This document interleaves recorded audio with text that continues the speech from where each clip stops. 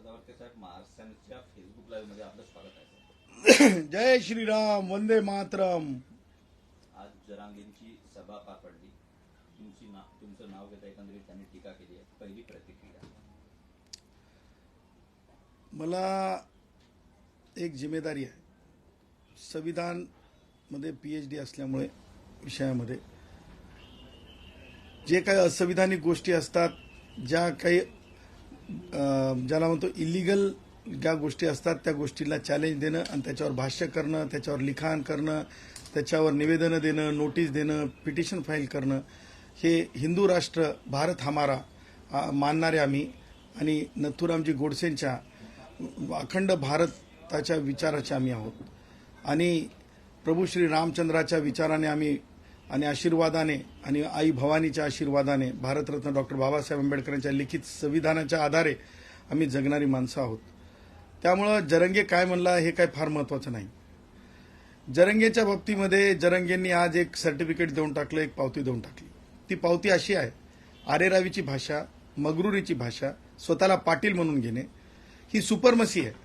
जेव्हा तुम्ही सुपरमसीमध्ये स्वतःला असं काहीतरी अधिकारशहासारखं बोलण्याचा प्रयत्न करता, तेव्हा इनबिल्ट तुम्ही मागास नसता आणि जेव्हा तुम्ही इनबिल्ट मागास नसता तेव्हा तुम्ही मागासलेपणाच्या आरक्षणाला पात्र नसता.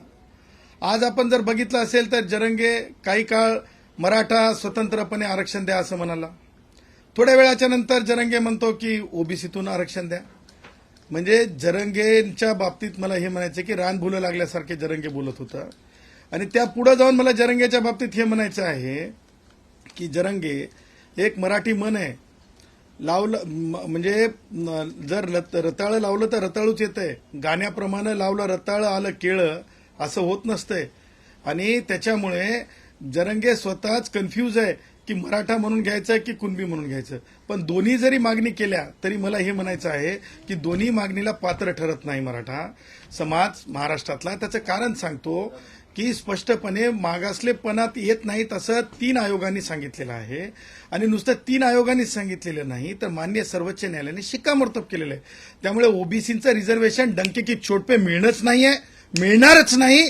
त्यासोबतच खुले गुणवंत ब्राह्मणांपासून कोमटी, त्याच्यासोबतच मारवाडी, जैन, जे गुणवंत स्पेस स्टडीज पर्यंत या देशाला 7 समुद्राच्या पलीकड आकाशात पर्यंत नेणारे गुणवंत शास्त्रज्ञ, त्या सगळ्यांचे 50% जागा जे भारतरत्न डॉक्टर बाबासाहेब आंबेडकरांच्या विचाराने सर्वोच्च न्यायालयाने बेसिक स्ट्रक्चर म्हटलेलं आहे, त्या बेसिक स्ट्रक्चरसाठीच्या जागा, त्या जागेचं रक्षण एक साधा शिपाई म्हणून करणं माझं आधी कर्तव्य आहे.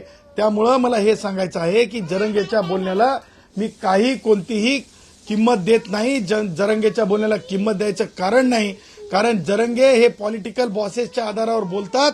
आता आज दस्तूर खुद सत्य झालं, कारण आजची जी जत्रा होती त्या जत्रामध्ये संविधानिक चर्चा झाली नाही, त्या जत्रेमध्ये आजच्या कोणतीच चर्चा झाली नाही. कारण तुम्ही म्हणता की खूप मोठी सभा झाली, खूप मोठी सभा झाली. अहो, आम्ही हिंदू राष्ट्रामध्ये एक संस्कृती आहे, आमच्याकडे महादेवाची जी जत्रा असते, यात्रा असते, त्या यात्रेला खूप मोठ्या प्रमाणात लोक असतात. त्यामुळे जरंगेतला असं काही विशेषण लावू नका. आणि त्याही पुढे जाऊन मला सांगायचं आहे की जरंगेचं रान भुल्यासारखं बोलणं हे रिझर्वेशन मिळणार नाही. परंतु मला एक गोष्ट आवर्जून आपल्या माध्यमातून सांगायची आहे. शरद पवार ज्या प्रकारे वायुगतीने जरंगेला भेटायला गेले होते, म्हणजेच मला म्हणायचं आहे की एक वाटूळ आणण्याचा प्रयत्न केला पॉलिटिकल. वाटोळी फार काळ टिकत नसते, ती क्षमत असते. स्थैर्य आलं की तिचं काही म्हणजे तिचा विचार शिल्लक राहत नाहीये, तिची कृती शिल्लक राहत नाही. कारण तुम्हाला सांगतो, शरद पवार कायम अशा प्रकारच्या राजकारणासाठी पटाईत आहेत. दत्ता सामंतांची हत्या झाली त्यावेळेस किती सेकंदात किती मिनिटात शरद पवार पोहोचले होते बघा. विदर्भामध्ये गोंड गोवारी भावांनी मागणी केली होती, त्यावेळेसचे मृत्यू शरद पवारांना हेलावणारे वाटले नव्हते. शरद पवार कोणत्या राष्ट्रवादी काँग्रेसचे वयोवृद्ध पुढारी शरद पवार कोणत्या पाऊल वाटेनं पाय काढता पाय घेऊन विमानतळाकडे गेले होते हे सुद्धा शरद पवारांनी उत्तर द्यावं. सांगायचं तात्पर्य, शरद पवार हे ह्याच कारणांसाठी प्रमुख मानत नाही तर मी आणखीन एक कारणांसाठी मी शरद पवारांचा नाम उल्लेख करू शकतो. डॉक्टर बाबासाहेब आंबेडकरांचं नाव मराठवाडा विद्यापीठाला द्यावं तत्कालीन. शरद पवारांच्या राजकारणामुळे शेकडो हजारो विद्यार्थ्यांना जे आहे नाव द्या म्हणून स्वतःचे कॅरेक्टर खराब झाले, कारण ती त्यांच्या अस्मितेचा प्रश्न होता. परंतु शरद पवारांनी नाम विस्तार केला, नामांतर होऊ दिलं नाही. गौतम वाघमारे सारखा भाऊ आमचा, त्या भावाने शहादत पत्करली तरी शरद पवारांचं राजकारण संपलेलं नाही. सांगायचं तात्पर्य, जिथं शरद पवारांच्या राजकारणाचा वास येतो तिथं जरंगेसारखे यात्रा भरणार, जरंगेच्या जत्रा भरणार, हे मी डंके की चोट पे सांगू शकतो. त्यामुळं मला मराठा भावांना हे सांगायचं आहे की शरद पवारांच्या नादी लागलेल्या लोकांच्या राजकारणात पडू नका. त्यातून काहीच साध्य होणार नाही. मराठा आरक्षण मिळणे नाही, ओबीसीतूनही मिळू शकत नाही, कारण मागास ठरत नाही. मला हे सांगायचं आवर्जून की सारथी सारखी जी संस्था स्थापन केली तिला सुद्धा पैसे देता येत नाहीत, परंतु सरकार देत आहे. आम्ही म्हटलं की आर्थिक निकषावर सरकार विचार करत असेल, परंतु आरक्षण हे देता येणार नाही.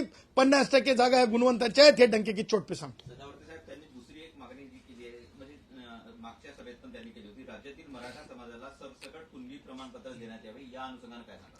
अहो मला सांगा, तुम्हाला सांगतो, या जरंगेंना हे समजलं पाहिजे, त्याला ठराविक मागासले पण लागते, त्याला एक हिस्ट्री लागत असते. आणि 3 आयोगांनी सांगून झाल्याच्या नंतर मराठा म्हणून मागास झालेले, आता मला मला मला तर खरं सांगतो बाबा, मला सगळ्याच राजकारण्यांना सांगायचं, जी गोष्ट होत नाही ती नका देऊ, नका बोलू. मला आता एक समजत नाही की माननीय न्यायमूर्ती शिंदे साहेबांचा आयोग स्थापन केला. आता शिंदे साहेबांचा आयोग स्थापन केला, काम करू देत, मला माझं काही म्हणणं नाही. परंतु ह्यापूर्वी सन्माननीय न्यायमूर्ती गायकवाड साहेबांचा आयोग होता, मराठा म्हणून मागास ठरवण्याचा भाग आला. आता तेच मराठ्यांना तुम्ही कुणबी म्हणून मागास ठरवणार का? हे काय अवकाळी पावसासारखं आहे का? अरे उन्हाळ्यात पाऊस पडला, अरे हिवाळ्यात ऊन पडलं, असं नाही हो. याला हिस्ट्री लागते, याला शेड्यूल आहे, हे होऊ शकत नाही. त्यामुळं कोणत्याच परिस्थितीमध्ये जे काही बोललं चाललंय ते वास्तव सिद्ध नाहीये. त्यामुळं ते रिझर्वेशन कोणत्याच अर्थानं परिस्थितीनं मिळणं नाहीये. सध्या त्यांनी आपल्या मागण्यांसाठी सरकारला 10 दिवसाचा अल्टिमेटम दिला आहे, त्या अनुषंगाने काय सांगा? हे अल्टिमेटम जे आहे ना, हे शब्द तुम्हाला आठवत असतील, शरद पवार संस्कृतीतून आलेले आहेत. कारण तुम्ही एसटी महामंडळातील कष्टकऱ्यांच्या 124 ज्या वेळेस वीरमरण पत्करले, तेव्हा शरद पवारांना आझाद मैदानात याची हिंमत दाखवलेली नव्हती. आणि तुम्हाला सांगतो, ही जी अल्टिमेटम संस्कृती आहे ना, हे तंतोतंत मला म्हणायचंय, अधिकारवाणी म्हणायचंय की त्यावेळेस सुद्धा शरद पवारांचं विचार असलेली सरकार होती. उद्धव ठाकरे जे घरात बसून मुख्यमंत्री होते त्यांची सरकार होती. अशाच प्रकारचे अल्टिमेटम दिले जात होते. परंतु ह्या अल्टिमेटमला काही किंमत नाही. त्याचं कारण सांगतो, जरंगे सलाईन लावून उपोषण होत नसतंय, विज्ञान सलाईन लावल्याच्या नंतर उपोषण मानत नसतंय. मी सुद्धा सरकारला सांगत आहे की जेव्हा आता तुम्ही माझ्या गुणवंतांच्या 50% जागा ब्राह्मणांपासून मागासलेल्या गुणवंतांपर्यंतच्या त्या असतात, त्या जागांवर जर कोणी मागणी करत असेल तर मग ते कोणत्याही जात समूह म्हणून मागणी करत असोत, त्यावेळेस आम्ही 50%चे आरक्षण रक्षक म्हणून आमच्या त्या आरक्षणाला विरोध असणाऱ्या लोकांना सुद्धा चर्चेला बोलवायचं. त्यांचं ढोंगी उपोषण असेल तर आमचं प्राणांतिक खरं उपोषण आम्ही करू. यापुढे कोणत्याच पद्धतीनं चॅलेंज आम्ही मागे टाकणार नाहीत. चॅलेंज स्वीकारू आणि खऱ्या गुणवंतांसाठीच्या जागा अबाधित राखण्यासाठी अखंड भारताचे मार्गविधाते नथुरामजी गोडसे यांच्या विचारांना सोबत घेऊन 50% जागा हे आम्ही साबूत ठेवू. गुणवंतांच्या जे भारतीय संविधानाचं पिल्लर आहे, यासाठी आम्ही लढू. जरांगे पाटलांचे राजकीय बॉस कोण आहेत असं तुम्हाला वाटतं? सिंपल आहे, सोपं आहे, लिटमट टेस्ट आहे. भाताची परीक्षा एका शितावून असते. शरद पवार वायुगतीनं भेटायला गेले, वेगळं सांगण्याची गरज नाही. शरद पवारांनी सांगावं की ते त्यांचे मार्गदर्शक नाहीत म्हणून.